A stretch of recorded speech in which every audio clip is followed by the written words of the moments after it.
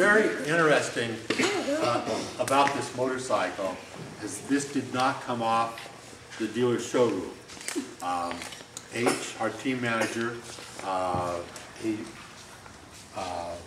bought a theft recovery, is that right? H, theft? Repo, bank repo. Bank repo strip.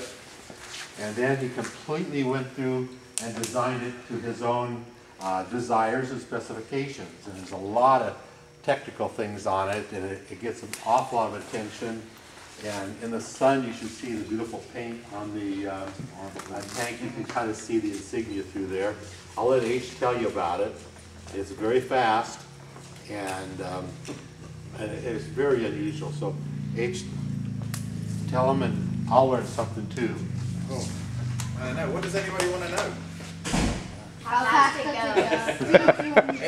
It's not very fast. I mean, I'm happy to ride around at 60 miles an hour on it. My days of going fast on motorcycles are long gone. That was way back in the 80s when I went fast on motorcycles. So for me, this was a bike just to ride and plod around on and just enjoy. And to build, it was the original.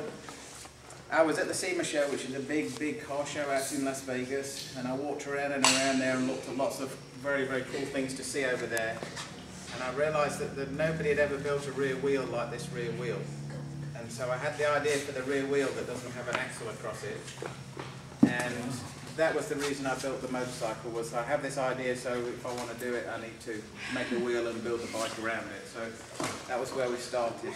And then, if anybody knows anything about motorcycles, what I bought was a Heritage Softail, which is what this basically started out life as.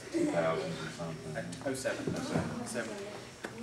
So the only thing I kept was the engine and electronics, parts of the frame which were cut up, and then the frame was built from the ground up again, basically.